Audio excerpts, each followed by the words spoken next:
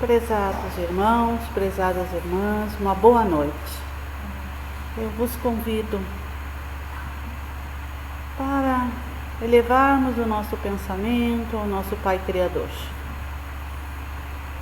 Agradecermos por podermos estar aqui refletindo sobre as suas vontades, sobre a sua criação. Te pedimos, Pai, que abençoe os nossos entes queridos que nos nossos lares ficaram. E contando com a presença dos espíritos amigos que dirigem os trabalhos desta casa, pedimos a eles permissão para iniciar a atividade. Que assim seja. O tema da noite, são as censuras. Vamos fazer uma reflexão sobre as censuras. O que é censurar? O significado de censurar é a ação de controlar uma informação, ação de recriminar, ação de criticar, de repreender, É fazer um exame avaliativo para conhecer a qualidade ou uma imperfeição de alguém. Isso é censurar. Nós encontramos no livro Bem-aventurados os Simples, editado pela Federação Espírita Brasileira, o Espírito de Valério nos contando uma pequena historieta sobre as censuras. Tinha um crítico de arte que ia muito aos ateliês dos artistas. Em especial, ele ia muito no ateliê de um artista que ele era bem famoso, por isso que ele ia mais. Aí ele ia com uma lupa, sempre. Chegava lá e ia de escultura em escultura, examinando com lupa. Cada linha, cada detalhe, porque ele, profundo conhecedor da arte, dos estilos, dos materiais, mas era detalhista. Qualquer coisa que ele via, ele já falava, não, isso está incoerente, porque aqui tem isso, aqui, E ele examinava detidamente. Um dia, ele chegou para fazer, a sua avaliação, as suas censuras, e tinha sobre a mesa várias esculturas. Ele olhou esculturas que retratavam corpos humanos, folhagens, frutas. Ele pegou sua lupa e começou, como sempre,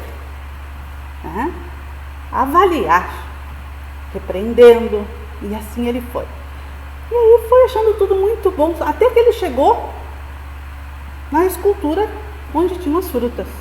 Começou a examinar e chamou o artista. Não. Olha aqui, a coloração não tá boa. Formato? Não. O que é isso? A natureza jamais ia fazer uma coisa assim. Isso aqui não é réplica de uma coisa da natureza. E o artista ficou olhando. Não retirou a obra, ficou olhando. E ele estranhou. Aí ele recolheu a lupa, se distanciou, e o artista lhe disse: isso aqui é um prato de frutas que alguém trouxe para o meu lanche, não é uma escultura, que a pessoa largou ali no meio das esculturas.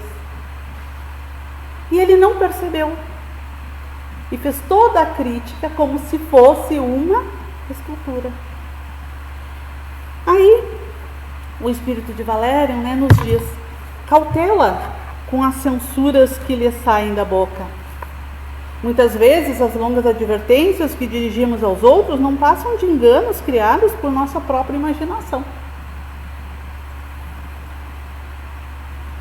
Mas, quando nós então censuramos, como no caso do crítico de arte, quando nós avaliamos uma situação, nós pegamos uma informação.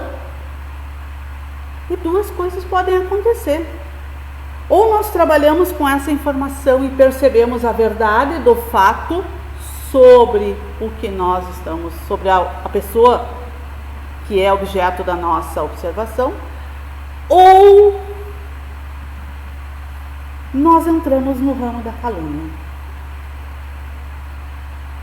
Se nós observamos, fizemos a nossa ponderação e ela não corresponde à verdade sobre os fatos sobre a pessoa. Então, na verdade, a calúnia, ela é filha da censura. O que gera a calúnia é a censura. A censura mal direcionada. A avaliação mal feita. Mas aí, indo para a censura, mas isso é coisa de agora. Isso só acontece agora. Se nós pegarmos o Evangelho segundo o Espiritismo, não precisamos pegar muitas obras. Vamos pegar o Evangelho segundo o Espiritismo.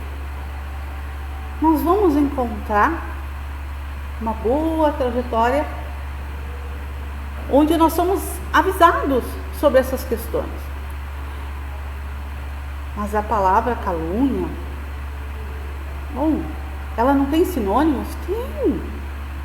É a mentira, é a fofoca, é o falso juízo.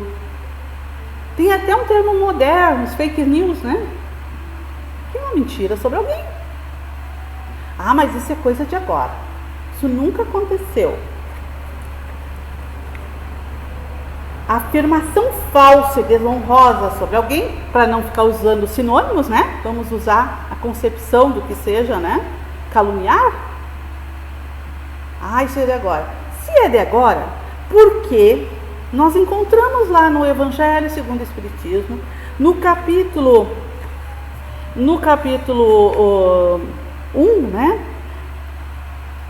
Quando Allan Kardec, organizando, começa nos falando sobre Moisés. Moisés viveu há 3.500 anos atrás. E aí, se nós olharmos ali os 10 mandamentos, o 8º mandamento diz assim: não prestar falso testemunho contra o próximo. Se eu estou prestando falso testemunho, eu estou fazendo o quê? Eu estou mentindo, posso estar caluniando. Se eu digo assim, ele fez e ele não fez, eu estou caluniando. Então, há 3.500 anos atrás, tinha calúnia. A partir, né, das censuras. Mas aí, passam-se 3.500 anos, passam-se mais 1.500 anos. Vem Jesus, que nós todos sabemos que veio há 2.000 anos atrás. E aí, entre tantas mensagens, ele diz: não julgueis para não serdes julgados. Quando eu estou julgando, mas com certeza é ele que fez. E ele não fez. Eu estou julgando. Eu posso estar caluniando. De novo um alerta. Mas aí passa-se mais um tempo. E lá no ano de 1862, nós vamos encontrar também no Evangelho segundo o Espiritismo, no capítulo 12, lá no item 9, o espírito de Jules Olivier nos dizendo que muitas vezes a calúnia é uma forma de vingança. Então, nós olhamos uma situação, censuramos, mas aquela pessoa foi ela que me prejudicou. Eu peguei uma informação, manipulei a informação, e aí eu resolvo, vou caluniar, vou me vingar, vou fazer ele sofrer que nem eu estou sofrendo. É um erro. É um erro nosso. É uma demonstração de que não temos evolução, que os nossos sentimentos ainda não são nobres. Sim, é o que o Evangelho nos diz. Mas então a calúnia será sempre por vingança? Não.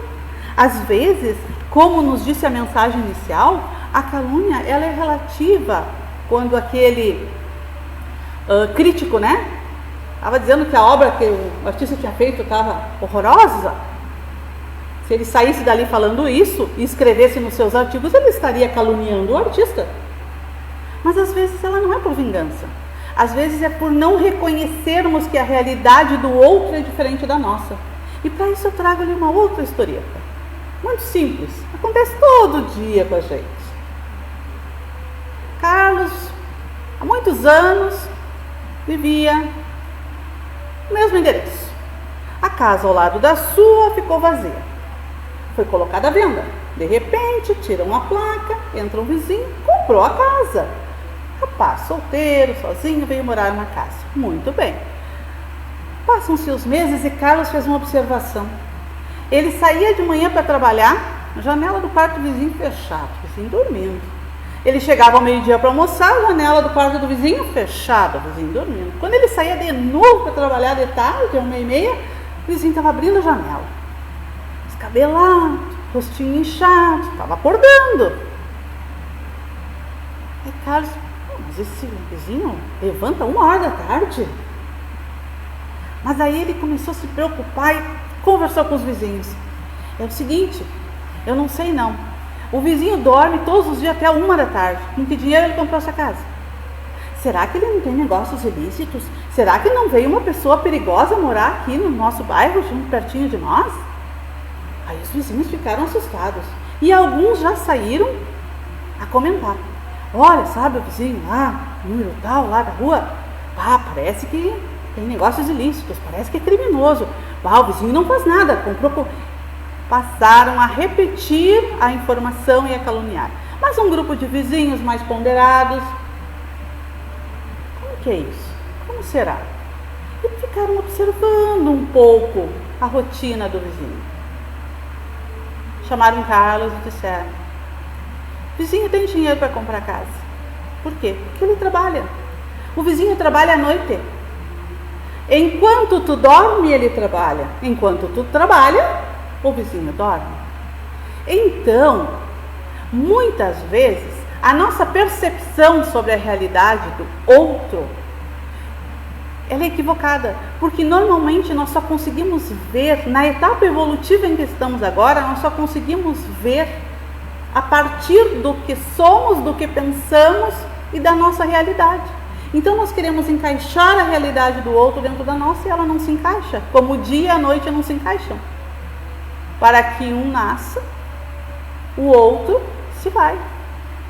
Neste exemplo dos vizinhos, eram realidades diferentes, como o Carlos nunca tinha trabalhado à noite, nunca tinha tido um vizinho que trabalhasse à noite, ele não tinha pensado nessa possibilidade, mas isso não nos dá o direito de caluniar. Então, de pegar uma informação nascida da censura, ele fez uma avaliação,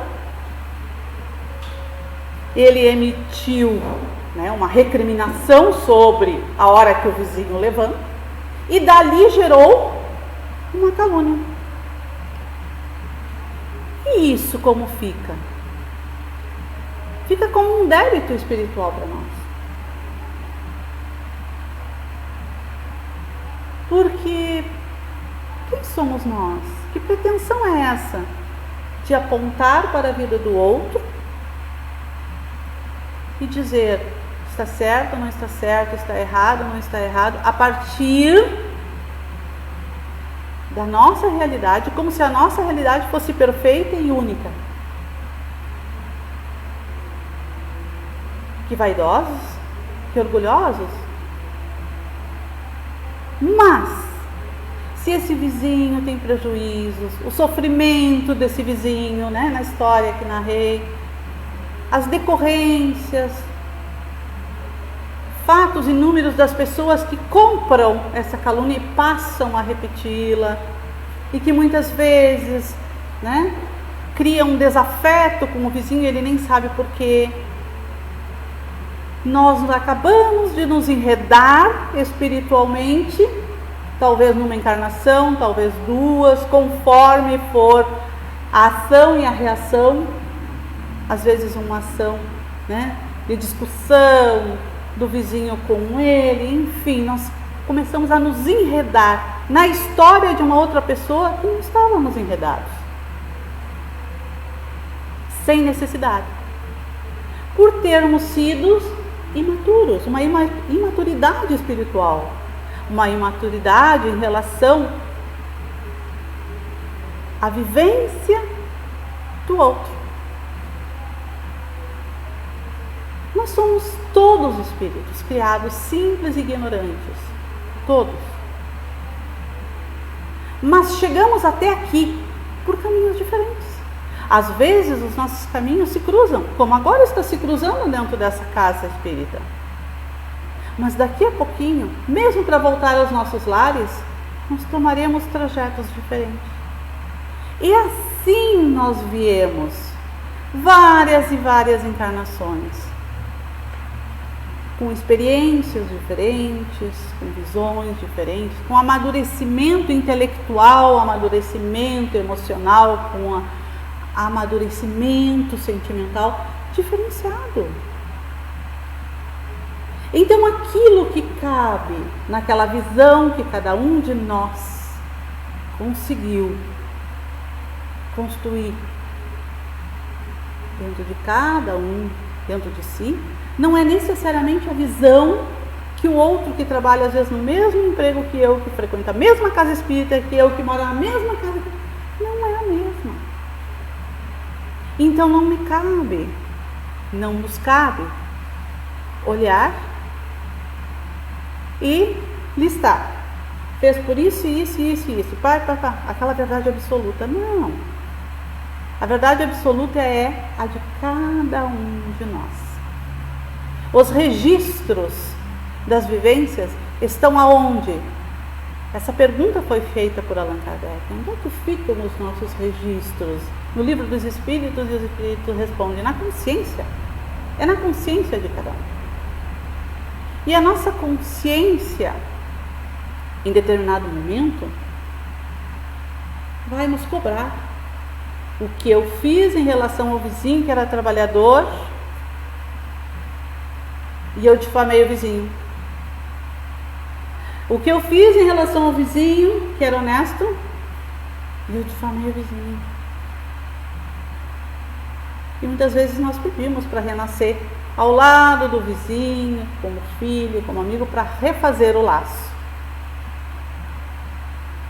Bendito esquecimento das outras vidas,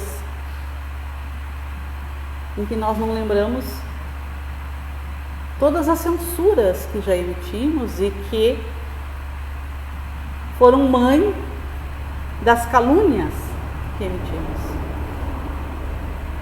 E quando alguém nos calunia, para onde vai essa continha? Para onde vai esse débito? Para a consciência do caluniador. Não vamos nos enredar. Já chega que já fizemos em várias e várias encarnações, ou ainda fizemos, né? Ignorando alguns conhecimentos, ou até aqueles que nós temos que nos foram trazidos pelo Cristo, quando Ele diz: não julgueis para não serem julgados, e a gente esquece. Não vamos nos enredar mais. Se a pessoa nos caluniar, mas disse que eu fiz e eu não fiz. O tempo é o Senhor da razão. Não vamos piorar a situação. Vamos lembrar: bom, nessa encarnação eu não estou mais aceitando isso, mas quem sabe numa outra encarnação eu aceitei e agora eu passo pela situação para provar que eu aprendi com ela, que eu não sou mais vingativo e que eu não vou sair caluniando também. Então, que nós possamos observar mais a forma como nós olhamos o outro, aquele que está próximo a nós. Será que aquilo que me disseram sobre A, B ou C é verdade? Existe uma regra tão simples que Jesus nos trouxe: não fazer para o outro o que não queria que o outro nos fizesse. E se eu não sei se é verdade ou não, se eu conto, se eu não conto, se eu compartilho em rede social, se eu falo, se eu não falo, se eu comento, se eu não sei, é tão simples. Jesus já nos deu tantas regrinhas para viver.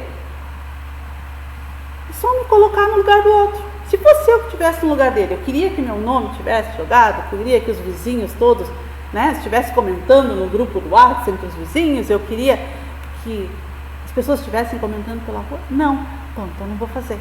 Eu não sei se é verdade. Eu não sei se é verdade, então eu não vou fazer. Eu me coloco no lugar do outro. Eu silencio e oro. Se for verdade que a pessoa não está bem, cabe bem uma oração. Se não é verdade e essa pessoa também está sendo caluniada, cabe bem uma oração. Aliás, uma oração cabe bem em tudo que é situação.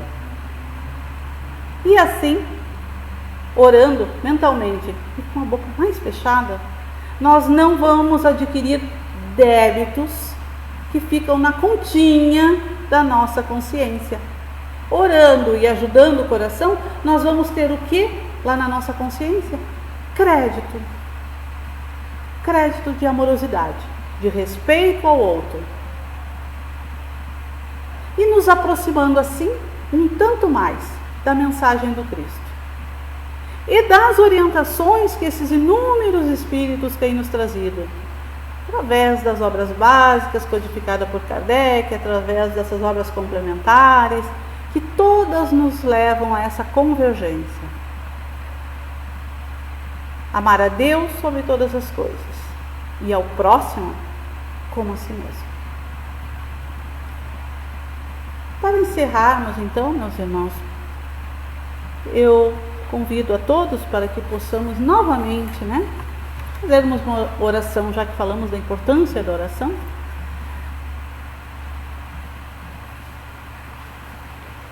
Pedindo a Jesus, nosso Mestre,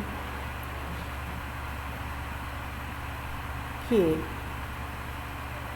ampare a todos os nossos irmãos que estão em sofrimento sobre o nosso planeta. Pedindo a Jesus que amparem todas as mãos que se estendem, tentando aliviar o sofrimento dos outros. Pedimos a Jesus